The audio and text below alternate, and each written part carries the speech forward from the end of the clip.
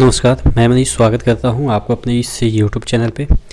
दोस्तों, आपके सामने ज्योग्राफी के कुछ महत्वपूर्ण प्रश्न हैं जो कि आपके जो प्रीवियस ईयर है उसमें आए हुए हैं और ये रिपीटेड क्वेश्चन है।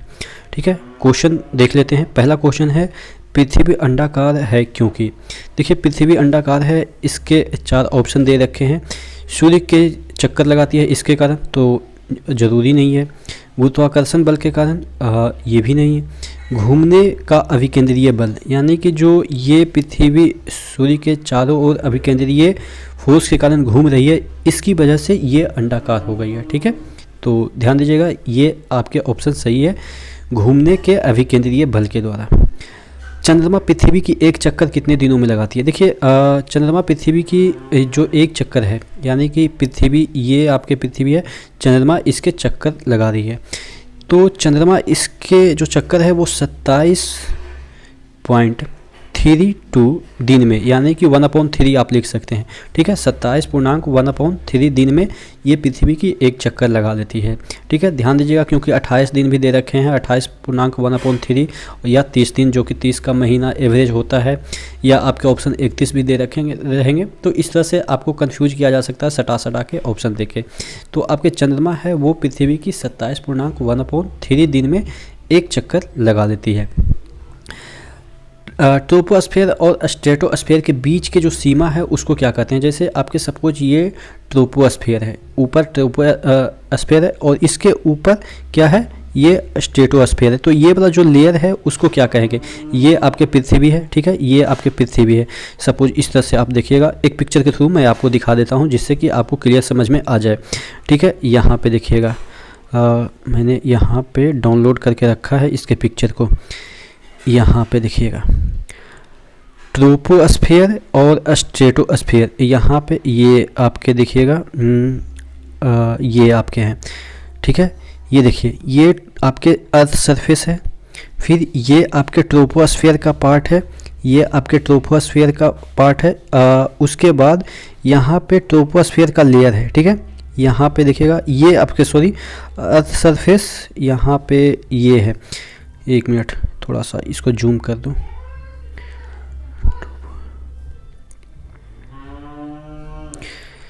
ये आपके ट्रोपोस्फेयर का पार्ट है, ये आपके ट्रोपोस्फेयर का पार्ट है, और ये आपके स्ट्रेटोस्फेयर का पार्ट है।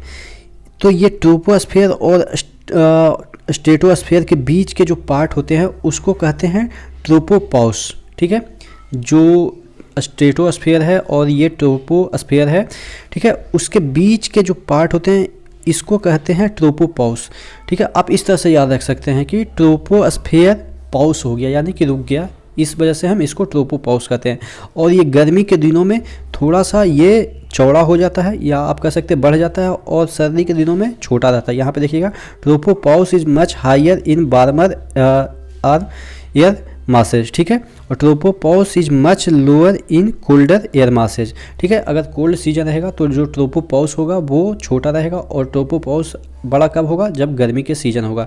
तो यानी कि ट्रोपोस्फेयर और स्ट्रेटोस्फेयर के बीच का एक लेयर होता है, उसको कहते हैं ट्रोपोपॉज। ठीक है, कैसे याद रखेंगे कि ट्रोपोस्फेयर वहाँ पे रुक गया तो इस वजह से ट्रोपोपॉज कहते हैं। इस तरह से आप इसको याद कर सकते हैं। ठीक है, अगला क्वेश्चन देख लेते हैं।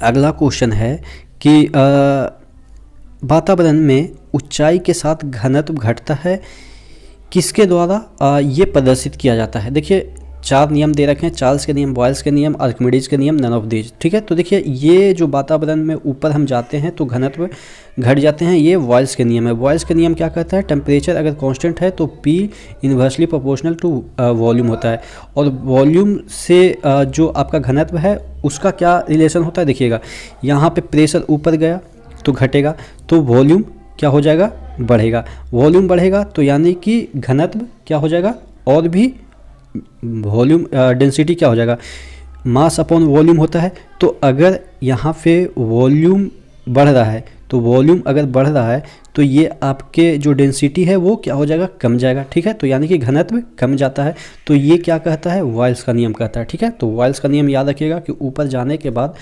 डायरेक्ट आपको याद नहीं, इतना जो आपके न्यूमेरिकल है वो आपको नहीं याद आ रहे हैं, या आपके जो फॉर्मूले हैं वो आपको याद नहीं आ रहे हैं, तो बस ये याद रखिएगा कि ऊपर जाने के बाद घनत्व घटता है, ये कौन सा नियम को फॉलो करता है, वाल्स के नियम को फॉलो करता है। अगला देख लेते हैं, वायुमंडल को बड़े पैमाने पे होमोस्फीयर और हेटेरोस्फीयर में बांटा गया है। होमोस्फीयर की ऊंचाई क्या है? तो देखिए अर्थ सरफेस से 90 किलोमीटर तक, एवरेज 90 किलोमीटर तक होमोस्फीयर है। देखिए जो हमारे वायुमंडल है उसको 5 लेयर में बांटा गया है, ट्रोपोस्फीयर, स्ट्रेटोस्फीयर, इस तरह से मेसोस्फीयर, आइनोस्फीयर, एक्सोस्फीयर, इस तरह से बांटा गया है। ठीक है, अगर हम बात करें कि वायुमंडल को सिर्फ 2 पार्ट में विभाजित किया गया है, ठीक है, ये तो 5 पार्ट में डिवाइड किया गया है, लेकिन एक तरीके से 2 पार्ट में भी डिवाइड किया गया है। कौन कौन से पार्ट में? एक है आपके होमोस्फीयर और एक है हेटेरोस्फीयर। होमोस्फीयर मतलब कि इसमें जो सभी गैसीय मिक्सचर है वो समान तरीके से मिले हुए हैं। हेटेरोस्फीयर मतलब कि इसमें लेयर में बटे हुए हैं। ठीक है, नाइट्रोजन कहाँ पे रहेगा, ऑक्सीजन कहाँ पे रहेगा, मतलब कि हाइड्रोजन कहाँ पे रहेगा, ये लेयर में बटे हुए हैं। लेकिन जो होमोस्फीयर है उसमें लेयर नहीं होता है, इसमें सभी मिक्सचर होते हैं। ठीक है, होमो मतलब ही होता है मिक्सचर। तो ये पृथ्वी के 90 किलोमीटर तक ये होमोस्फीयर पाया जाता है, उसके बाद हेटेरोस्फीयर पाया जाता है। एक पिक्चर के थ्रू आपको दिखाने की कोशिश करते हैं कि ये आपके कहाँ पे दिखता है और कैसे दिखता है। यहाँ पे देखिएगा, ये आपके देखिएगा, ये आपके होमोस्फीयर है, उसके बाद ये आपके हेटेरोस्फीयर है।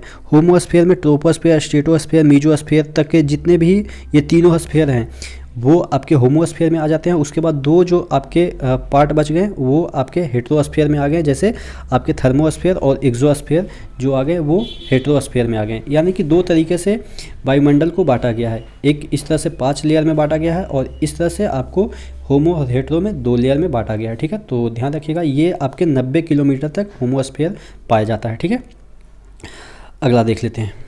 अगला क्वेश्चन है, यहाँ पे आपके इस तरह से थोड़ा सा क्वेश्चन को लाने में दिक्कत होती है क्योंकि बार बार इधर उधर जाना पड़ता है, लेकिन मुझे लग रहा है कि अगर आपको पिक्चर के थ्रू समझाएं तो आपके दिमाग पे ज़्यादा देर तक लॉन्ग लास्टिंग होगा। ठीक है, इसमें से किसमें भारत में ज्वारीय ऊर्जा इस्तेमाल करने की क्षमता है? देखिए कैम्बे की खाड़ी जो कि आपके खंभात की खाड़ी कहलाती है, इस तरह से आपके गुजरात होता है ना, तो ये आपका कौन सा खाड़ी हो गया? कैम्बे की खाड़ी, जिसको हम खंभात की खाड़ी बोलते हैं, और ये आपके कच्छ की खाड़ी होता है। तो यहाँ पे ज्वारीय ऊर्जा यानी कि ज्वार अगर आता है तो इसको ऊर्जा में बदल सकते हैं आसानी से। तो ये कैम्बे की खाड़ी में सबसे ज़्यादा ऊर्जा इस्तेमाल किया जा सकता है ज्वारीय ऊर्जा की बात करें तो। और अगर इस तरह से प्रश्न पूछा जाए कि ज्वारीय ऊर्जा का सर्वाधिक इस्तेमाल कौन से राज्य कर सकता है, तो ये भी होगा गुजरात। ठीक है, तो इस तरह से दोनों आपके प्रश्न सही होने चाहिए। ठीक है, यहाँ पे देखिएगा अगला प्रश्न वही है जो कि मैंने बताया कि सर्वाधिक ज्वारीय ऊर्जा कहाँ पे उपलब्ध है, तो ये आपके गुजरात के तट पे है।